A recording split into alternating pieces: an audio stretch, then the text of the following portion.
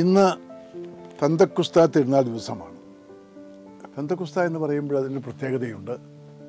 സഭയുടെ ഔദ്യോഗികമായ ആരംഭമാണ് പെന്തക്കുസ്ത. രക്ഷകനായി അവതരിച്ച ആ വചനം തന്നെയായ ദൈവപുത്രൻ ദൈവത്തിൻ്റെ വചസ്സുകൾ ഒരുപാട് പഠിപ്പിച്ചു. ശിഷ്യന്മാരതൊക്കെ ഉൾക്കൊണ്ടു. ഔദ്യോഗികമായിട്ട് അവർ ദൈവത്തിൻ്റെ വചനം പ്രസംഗിക്കാനായിട്ട് ഇതുവരെ പോയിട്ടില്ല.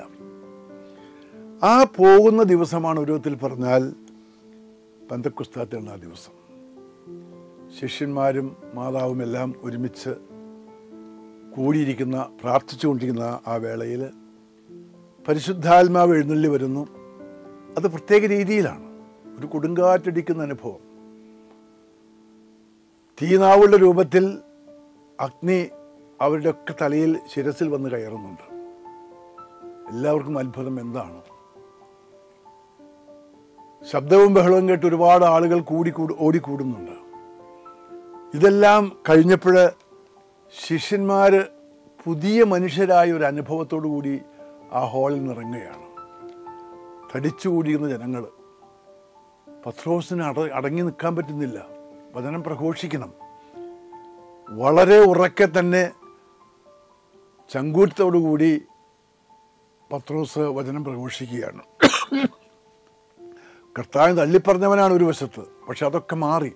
കാരണം സ്വീകരിച്ചത് പരിശുദ്ധാത്മാവിനെയാണ്, ധൈര്യത്തിൻ്റെ ആത്മാവിനെയാണ്, അല്ലെങ്കിൽ സ്ഥൈര്യത്തിൻ്റെ ആത്മാവിനെയാണ്. ആ സ്ഥൈര്യത്തിൻ്റെ ആത്മാവിനെ സ്വീകരിച്ചതോടുകൂടി പത്രോസ് പുതിയ മനുഷ്യനായി മാറി. ഒരധികാരം കൂടി കൊടുക്കുന്നുണ്ട്, പാപമോചന അധികാരം. നിങ്ങൾ ആരുടെ പാപങ്ങൾ മോചിക്കുന്നുവോ അത് മോചിക്കപ്പെടും, ആരുടേത് പിടിക്കുന്നുവോ അത് പിടിക്കപ്പെടും. ഒരുപക്ഷെ മത്തായിയുടെ സുവിശേഷം 18-ാം അധ്യായത്തിൽ ഇതേ വാക്യങ്ങൾ തന്നെ നമുക്ക് കാണാൻ പറ്റും. എന്തുകൊണ്ടാണ് കർത്താവ് ഈ പാപമോചനത്തിലുള്ള അധികാരം ശിഷ്യന്മാർ കൈമാറിയത്? അവിടുന്ന് വന്നത് നീതിമാന്മാരെ വിളിക്കാനല്ല, പാപികളെ വിളിക്കാനാണ്. പാപിനിയായ ആ സ്ത്രീ, വ്യഭിചാരത്തിൽ പിടിക്കപ്പെട്ട സ്ത്രീ, അവർക്കൊക്കെ കർത്താവ് പാപമോചനം നൽകുന്നു. കാൽവരിയിൽ കൂടെ ക്രൂശിക്കപ്പെട്ട ഒരു കള്ളന് പൂർണ്ണമായി പാപമോചനം നൽകിക്കൊണ്ട് അവന് പർദീസ വാഗ്ദാനം ചെയ്യുന്നുണ്ട്. കുരിശിൽ കിടന്നുകൊണ്ട് കർത്താവ് പ്രാർത്ഥിക്കുന്നത് എന്താണ്? പിതാവേ, ഇവർ ചെയ്യുന്നവരെ അറിയുന്നില്ല, അവരോട് ക്ഷമിക്കണമേ.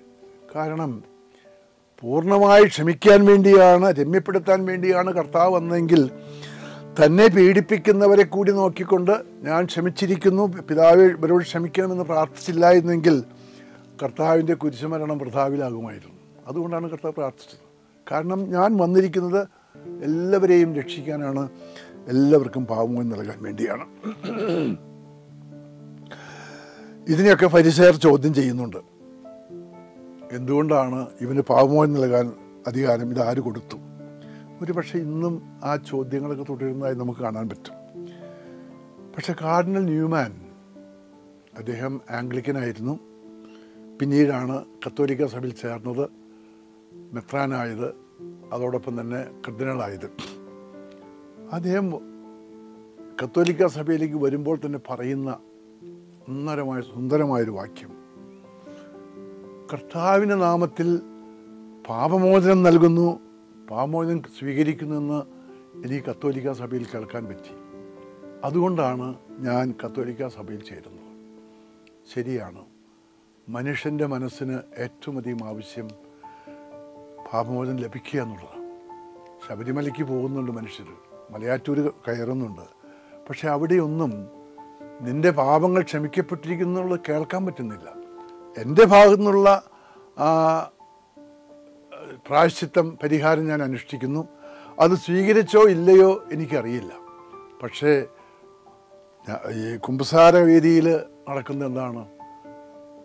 ഔദ്യോഗികമായിട്ട് കർത്താവിൻ്റെ നാമത്തിൽ നിൻ്റെ പാപങ്ങൾ ക്ഷമിക്കപ്പെട്ടിരിക്കുന്നു എന്നുള്ള ആ സുന്ദരമായ വാക്യങ്ങൾ നമുക്ക് കേൾക്കാൻ സാധിക്കുകയാണ്. അത് ഉൾക്കൊള്ളാൻ നമുക്ക് സാധിക്കട്ടെ. ആ കൂദാശ സ്വീകരിക്കാനും അതിലൂടെ ദൈവത്തിലേക്ക് അടുക്കാൻ നമുക്ക് കൂടുതലായിട്ട് കഴിയട്ടെ. അങ്ങനെ പരിശുദ്ധാത്മാവിലൂടെ ദൈവത്തിൻ്റെ വചനം കൂടുതൽ പ്രഘോഷിക്കാൻ നമ്മൾ ശക്തരാകട്ടെ എന്ന് നമുക്ക് പ്രാർത്ഥിക്കാം.